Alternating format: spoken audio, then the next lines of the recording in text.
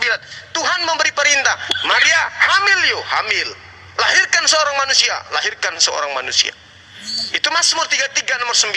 Makanya Yesus mengatakan, aku datang bukan atas kehendakku. Kedatangannya bukan atas kehendaknya.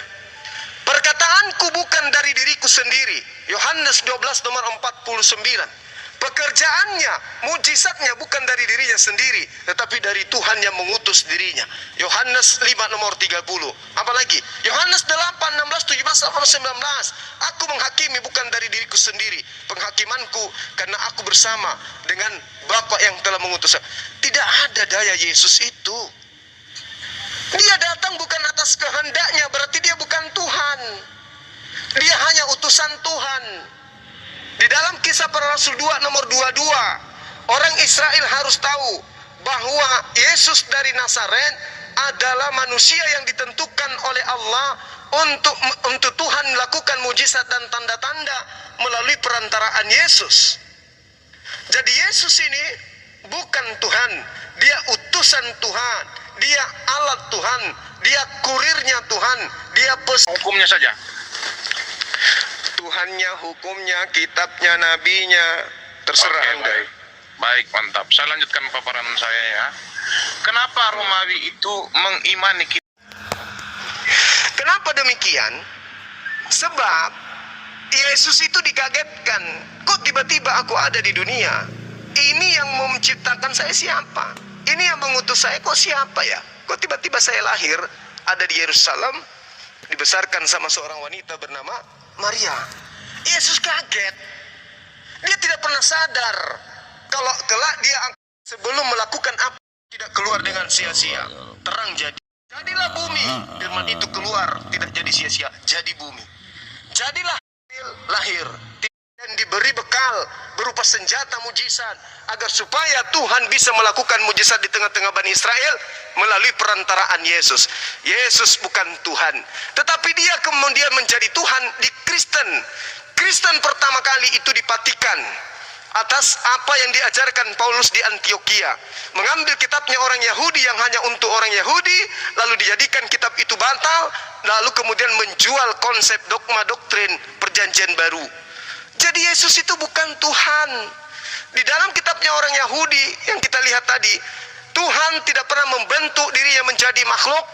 Yesus dibentuk menjadi daging, berarti dia bukan Tuhannya Bani Israel.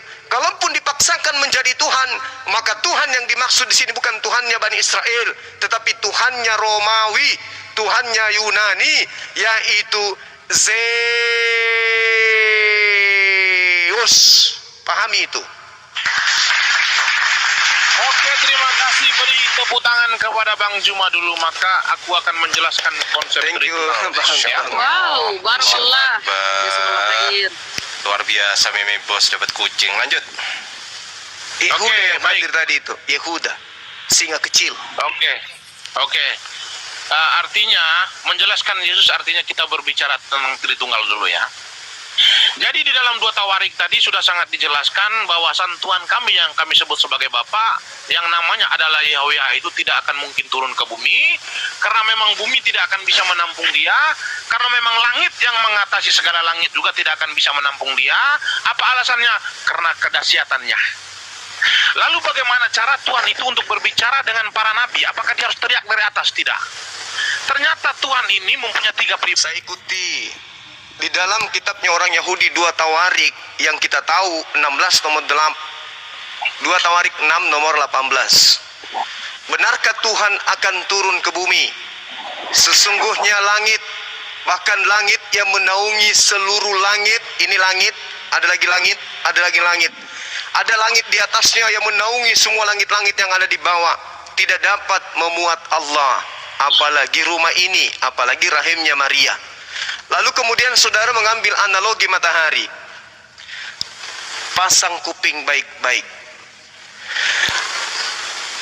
Matahari bersinar ke bawah, kena bumi. Oke? Sinar matahari ini kemudian Anda katakan analogikan sebagai Yesus. Kalau ini Anda analogikan seperti Yesus dengan Sang Tuhan, keliru besar. Matahari ketika bersinar ke bawah, redupnya matahari itu tergantung daripada bagaimana matahari ini tertutup awan atau tidak. Paham ya? Redupnya matahari. Maka ketika matahari kemudian menginginkan cahayanya itu kembali terang tanpa kemudian redup, ya, maka tidak membutuhkan bantuan apa-apa selain daripada sinar matahari tidak pernah redup, melainkan awan yang menutupinya lah yang membuatnya redup. Sekarang permasalahannya adalah, bisakah Yesus hidup tanpa nasi, tanpa ikan goreng, tanpa air minum? Bisa? Bisakah Yesus tanpa buang sebulan, tanpa buang pipis sebulan? Bisakah Yesus hidup tanpa nenen ke ibunya? Matahari, mau dia bersinar ataupun tidak, sinar matahari tidak berpengaruh apa-apa. Dan apabila dia redup, sinar matahari tidak butuh dicas oleh benda lain. Sinar matahari apabila dia redup tidak membutuhkan oksigen atau bantuan sinar matahari yang lain. Oh, matahari lagi redup, kita cas yuk. Enggak. Yesus lagi lemas-lemasnya, butuh apa? Butuh makan, butuh minum, butuh nenen, butuh tidur. Dalam natur manusianya. Nah, ini analogi matahari yang tadi bagus. Jangan juga ngatur sinarnya. Sinarnya bisa diatur enggak? Enggak bisa kan? Bisa enggak kemudian ketika sinarnya ini redup, ada kekuatan yang bisa membuatnya menjadi terang, layaknya Yesus yang lagi redup dicas oleh malaikat. Jadi analogi Anda keliru, sangat-sangat keliru, tidak bisa dijadikan sebagai analogi. Saya minta jangan Anda ulangi analogi itu, kasihan. Nah, sekarang permasalahannya adalah, ketika Yesus yang adalah manusia Anda jadikan sebagai Tuhan, di mana Anda bisa berpijak? Kitabnya para nabi, nabi-nabi itu sendiri tidak pernah kemudian mengajarkan Tuhannya bisa menjadi manusia. Ingat tadi 2 Raja-Raja 6 nomor 18. Tuhan tidak bisa datang. Maka kemudian karena Tuhan tidak bisa datang, maka Tuhan mengambil perantara, yaitu manusia. Mereka disebut nabi, mereka disebut rasul. Dialah perantara daripada Tuhan. Makanya kisah para rasul 2 nomor 22, orang Israel harus tahu bahwa Yesus yang kumaksud adalah Yesus dari Nazaret, seorang manusia yang ditentukan oleh Tuhan untuk melakukan mujizat, tanda-tanda dan kekuatan yang dilakukan oleh Tuhan melalui perantaraan Yesus. Makanya Yesus mengatakan, aku datang bukan atas kehendakku. Kalau bukan atas kehendakku, berarti atas kehendak yang lain. Kalau bukan atas kehendakku, berarti aku bukan yang maha berkehendak. Kalau bukan aku yang maha berkehendak, maka aku bukan sang Tuhan. Aku hanya makhluk utusan Tuhan. Tolong dipahami itu. Tolong dipahami. Makanya saya katakan di awal bahwa ajaran Taurat itu adalah ajaran yang dikhususkan hanya untuk Bani Israel toh, bukan untuk di luar Bani Israel. Karena kapan keluar dari Bani Israel, maka ajaran itu berubah secara frontal 380 derajat. Dan terbukti betul, karena yang menerima ajaran Taurat atau perjanjian lama atau Septuaginta adalah orang Romawi Yunani yang memang dari nenek moyang mereka menganut ajaran animisme, menyembah kepada roh-roh. Maka ajaran Yesus kemudian diedit sedemikian rupa untuk menyamanyamakan antara ajaran Zeus dan ajaran Yesus, antara ajaran Romawi kuno dengan ajaran para nabi. Itu dicampur menjadi satu, sehingga yang tadinya Elohim yang tidak bisa membuat dirinya menjadi makhluk, seketika begitu maju jatuh di meja patikan berubah menjadi Tuhan. Ingat, ketuhanan Yesus nanti setelah konsili Nicea di tahun 325 Masehi, barulah kemudian Yesus didudukkan masuk menjadi Tuhan di antara 3 Tuhan. Itu konsep dari mana? Romawi Yunani. Itu yang Anda harus pahami. Kecuali Saudara Mei, kalau Anda bisa membuktikan bahwa para nabi Bani Israel mengajarkan kepada kaumnya yaitu Bani Yakub bahwa Tuhan pencipta langit dan bumi itu bisa nusul menjadi makhluk, baru Anda bisa dibenarkan. Itu pun cuma sedikit. Silakan. Oke, baik, terima kasih atas paparan Bang Juma, ini sangat bagus sekali. Tetapi kita akan lihat perkembangan ke depannya ini, apakah beliau masih bisa memimpin atau tidak. Baik, saya akan lanjutkan paparan saya ya. Saya sudah menganalogikan sebuah matahari dengan Tuhan itu, saya rasa itu sudah sangat tepat. Tetapi bukan berarti saya menyamakan Tuhan dengan matahari, tetapi ini hanyalah sebuah analogi untuk menyadarkan teman-teman itu. Belum selesai bang, jangan dipotong. Tuhannya Kristen memang kita akui itu. Ya, saya lanjut dulu. Ini masalahnya adalah Tuhannya Yahudi, bukan Saya Tuhannya lanjut dulu bang, Kristen. jangan dipotong. Masih waktu saya lanjutkan ya, sedikit lagi ya. Oke. Dan harus memang gitu. Oke. Orang Kristen harus percaya diri, jualan Oke, Yesus. saya lanjutkan. Jangan Oke. Tuhannya Yahudi yang diklaim. Oke, saya lanjutkan. Ya.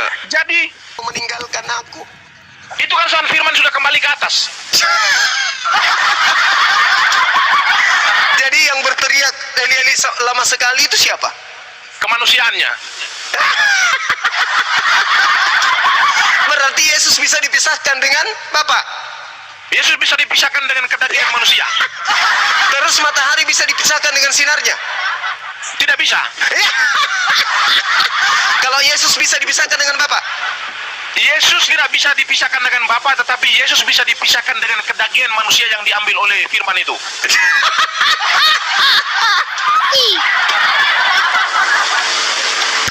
Anda lucu. Anda lucu. Inilah Matahari seorang sinar profesor tidak bisa Memebos dipisahkan. ketika menjelaskan Bapak siapa dengan Yesus itu hebat. bisa dipisahkan. Eli, kenapa lama sekali? Itu kan Yesus yang mengatakan itu katanya. Oke, baik, saya ingin bertanya kepada Bang Juma satu soal saja, karena berkaitan tentang siapa Yesus saya sudah menjelaskan secara detail bahwasannya Yesus dan Bapa itu tidak bisa dipisahkan tetapi bisa dibedakan. Nah, sekarang saya akan bertanya sekitar 4-5 ayat. Bang Juma siap-siap untuk menjawab. Setuju ya? Oke, silakan. Tapi yang pasti Anda sudah mengakui bahwa Yesus tadi itu bisa dipisahkan dengan Bapa dan matahari tidak bisa dipisahkan dengan cahaya. Betul? Yesus tidak akan bisa dipisahkan dengan Bapa, tetapi Yesus bisa dipisahkan dengan kemanusiaan Yesus. Maka Yesus berkata begini, baik aku maupun Bapakku tidak kamu kenal. Yesus berani mengatakan kepada murid-muridnya bahwasan baik aku maupun Bapakku kamu tidak kenal. Sedangkan Yesus itu sedang berada bersama-sama dengan mereka, tetapi dia mengatakan bahwasan baik Masya Allah, aku maupun Dinda. Bapakku Dinda tidak Ali, kamu kenal. barakallahu fiik. Yang tidak bisa dikenal oleh manusia ini siapa? Ketika Yesus berbicara, ternyata di Kolose 1 dia berkata begini, karena kepenuhan Allah berkenan diam di dalam dia. Jadi sang firman itu berdiam di dalam kemanusiaan Yesus untuk melakukan karya keselamatannya. Jadi sang firman itu bisa dipisahkan dengan kemanusiaannya, tapi sang firman itu tidak akan bisa dipisahkan dengan Bapaknya. Nah, sekarang saya lanjutkan Tadi pertanyaan Yesus saya ya. bisa dipisahkan. Anda akui itu, matahari dan sinarnya nggak bisa dipisahkan. Yesus bisa. Analogi Anda keliru. Dengan demikian Yesus bukan Bapa itu sendiri. Udah terjawab itu. Oke. Kan saya sudah katakan tadi, Yesus dan Bapa itu tidak akan bisa dipisahkan, tetapi Yesus bisa dipisahkan dengan kedagingannya, itu bisa. Yesus dipisahkan dengan kedagingannya itu bagaimana? Bisa. Karena kedagingan itu kan hanya sebagai hijab yang digunakan oleh sang firman Hijab. itu dalam melakukan inkarnasi. Daging adalah hijab. Jadi yang berkata-kata tadi aku datang bukan atas kehendakku, Yesus atau bukan? Kan saya sudah katakan tadi, daging yang digunakan oleh sang firman itu dalam konteks inkarnasi itu adalah sebuah hijab. Supaya apa? Supaya daging itu bisa bisa berbicara kepada manusia itu secara universal, tidak lagi secara spesifik, tetapi dia secara generalisasi. Jadi begini Bang Juma, sang firman di zaman Nabi itu dia turun itu berinkarnasi menjadi awan, itu dia berbicara itu sangat spesifik, yaitu khusus kepada Nabi saja. Tetapi di zaman Maria sang firman itu berinkarnasi menjadi manusia, itu mengambil daging itu untuk apa? Mengambil daging ini supaya apa? Supaya dia bisa berbicara secara intens, itu secara generalisasi. Itulah fungsi Tuhan itu, mengambil daging. Paham? Terus yang daging ini Tuhan atau bukan? Ya bukan loh, Tuhan kan hakikatnya adalah roh, dijelaskan oleh Yesus begini. Kolose 2 nomor 9, daging ini juga adalah Tuhan. Bukan. Kolose 2 nomor 9, Anda baca. Oke, baik kita baca. Orang-orang di YouTube tertawa semua. Meme kamu lucu. Kolose 2 ya, kita baca. Kita buktikan apakah benar kedagingan Yesus ini adalah Tuhan. Baca. Ini ya, saya bacakan ya. Ya. Sebab dalam dialah berdiam secara jasmani seluruh kepenuhan kealahan. Ya, tepuk tangan dong. Nah, sekarang kita buka di Kolose 1 ayat 2-nya. Loh, kita buka di Kolose 1. Kita Berarti buka di Kolose 1 dulu. jasmaninya, dengar, berarti jasmaninya adalah kepenuhan ilahi, betul? Ya benar, makanya Kolose 1 itu menjelaskan begini. Oleh kepenuhan Allah berkenan diam di dalam dia. Di dalam dia ini siapa? Di dalam dia ini adalah kedagingan. Iya, itu dia. Makanya Anda tadi mengatakan, sabar. Ketika dia mengatakan bukan atas kehendakku sendiri, yang berkata ini adalah kepenuhan Tuhan. Benar. Berarti ada dua Tuhan. Tuhan Bukan yang berkehendak. dong. Loh.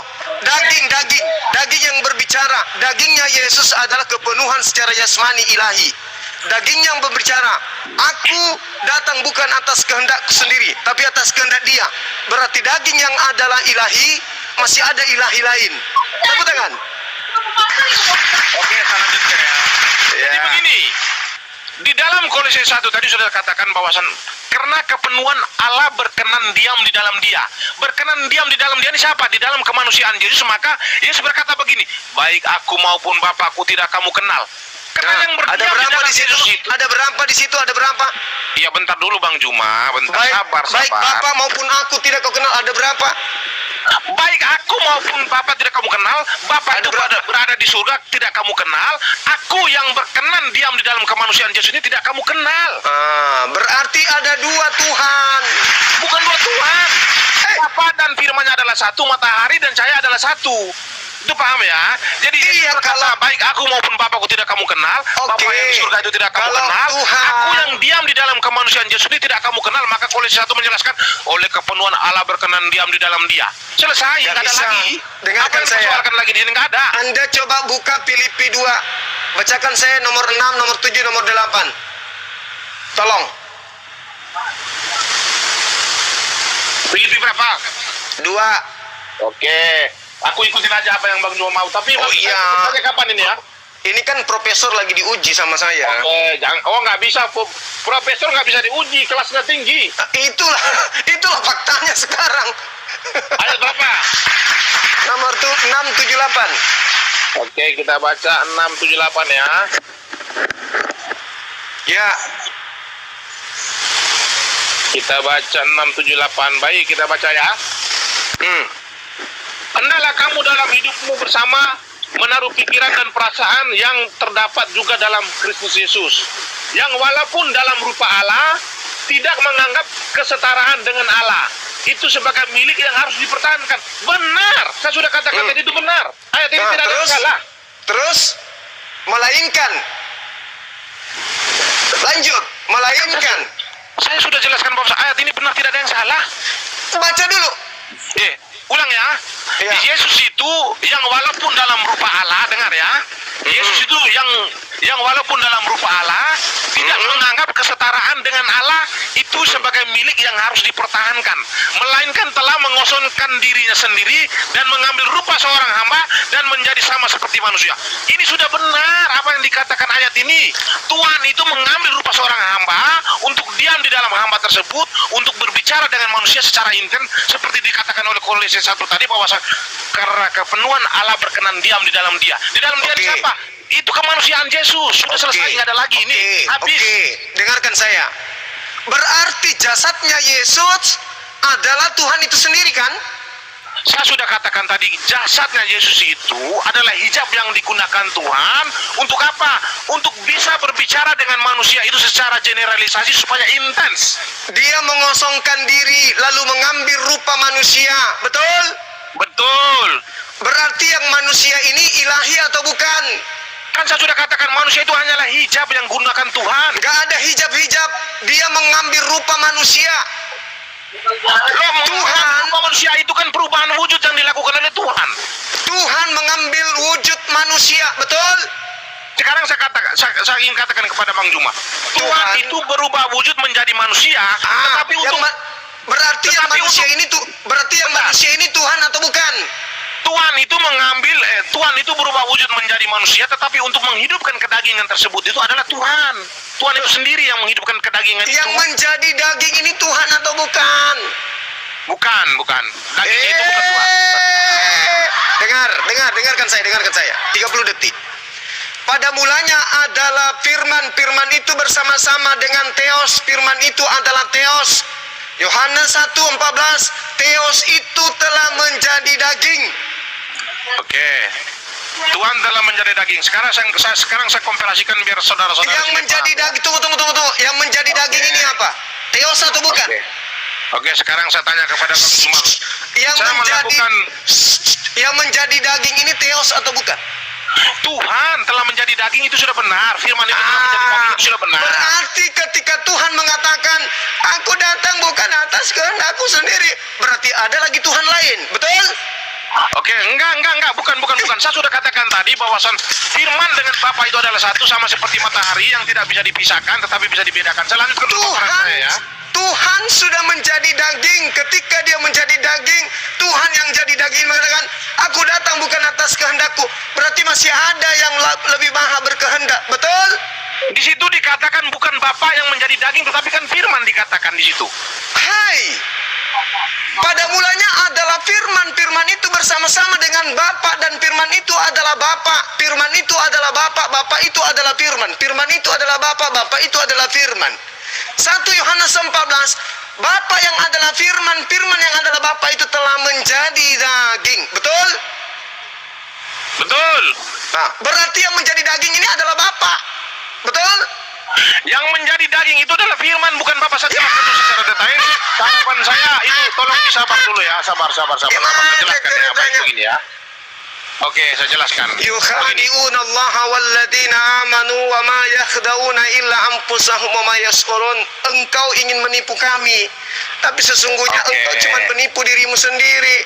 Tadi katanya baik. Saya pada mulanya menipu, adalah tetapi saya firman. hanya di sini. Firman itu bersama-sama Saya ingin dengan Bapa, dan firman itu adalah Bapa. Bapa itu telah menjadi daging. Filipi 2:6-7-8, Kolose 2:9. Jasadnya Yesus adalah kepenuhan ilahi. Jasad, badan yang ada keteknya. Nah, itu yang menjadi ilahi, itu dia, itu dagingnya itu. Iya. Nah, sekarang jadi, Bang Juma, Yesus mengatakan, aku datang bukan atas kehendakku sendiri. Berarti masih ada Tuhan lain di atas. Betul? Oke, baik, saya jelaskan. Betul? Saya kan sudah katakan Betul? tadi. Bentar, Betul? Bang Juma. Bentar, saya jelaskan dulu. Bilang Saya aja kan betul. sudah katakan. Tidak betul. Saya lanjutkan. Oke, saya lanjutkan ya. Ya Allah ya Karim, begitu susahnya kebenaran ini diajarkan kepada Anda. La haula wala quwata illa billah. Summum bukmun umyum fahum la yarjiun. Masya Allah. Oke, Sepertinya saya lanjutkan. diskusi ini bahasa Indonesianya nggak nyambung nih Meme nih. Oke, saya lanjutkan dulu ya. Enggak, Bang Andi tidak boleh Aku buka memihak, masker dulu, tetapi sampai aku masuk. sebagai moderator itu seperti. Saya lanjutkan dulu paparan saya supaya Anda paham. Ya. Saya lanjutkan ya. Jadi yang dipersoalkan oleh Bang Juma ini, dia memaksa bahwasan harus Bapa itu yang telah menjadi manusia tetapi bukan firman.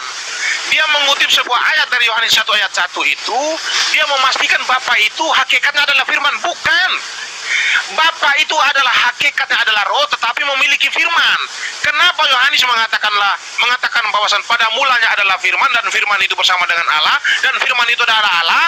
Yohanes mencatat itu, dia mengutip di Kejadian 1 sampai 6 ketika dalam proses penciptaan itu Tuhan menciptakan alam semesta ini, terdengar hanya suara Tuhan saja, sosoknya tidak ada. Jadi kalau suara Tuhan sudah ada di situ, dipastikan bahwasan roh Allah ada di situ, tidak mungkin dikatakan oleh Yesus bahwasan aku telah keluar dari Allah untuk menjadi Roh. Hakikat firman bukan roh, itu benar. Nah, hakikat Bapa adalah Roh. berarti Sudah hakikatnya bisa Yesus dan hakikatnya rakyat. Bapa beda. Calon pemilih ini Firman sudah itu berada di menerima dalam itu, roh. sebagian besar menerima gitu, bla bla bla bla. Nah, belum tentu juga orang yang menyebar dengan money politik ini dengan membagi-bagikan uang per calon pemilih ini 50.000 atau 100.000 bahkan 150.000, bukan berarti otomatis penyebar uang ini yang bermani politik ini mendapat kursi, Pak. Bisa kalah, Pak, dengan teman separtai sedapil, juga oleh satu dapil tapi lain partai. Karena barangkali pengebom ya, atau yang membayar dengan money politik ini, yang menyebar-nyebar amplop tadi itu, ada atau yang namanya serangan fajar, bisa mengebomnya serangan fajarnya dengan dana yang lebih besar, Pak. Bukan hitungan 50, 100 ribu atau 150 ribu, Pak. Bisa lebih. Barangkali bisa 200 ribu, 250 ribu, bisa 300 ribu per kepala, per calon pemilih gitu, Pak. Itu prediksi saya, Pak. Malah kadang-kadang ada yang 600 ribu, 500 ribu, walaupun nggak seluruhnya mungkin ya. Tapi itulah trik-trik para caleg untuk mendapatkan kursi, Pak. Khususnya di Jakarta Selatan saya lihat begitu kira-kira. Pada nyebar-nyebar uang, tapi belum tentu tidak identik yang nyebar-nyebar uang ini menjadi apa ya, berhasil di dalam meraih kursi. Untuk Jakarta 7, dapil 7, Pak, dari 10 kursi ini itu diperebutkan oleh barangkali 17 partai dengan 180 caleg, Pak. Iya. Jadi 180 caleg memperebutkan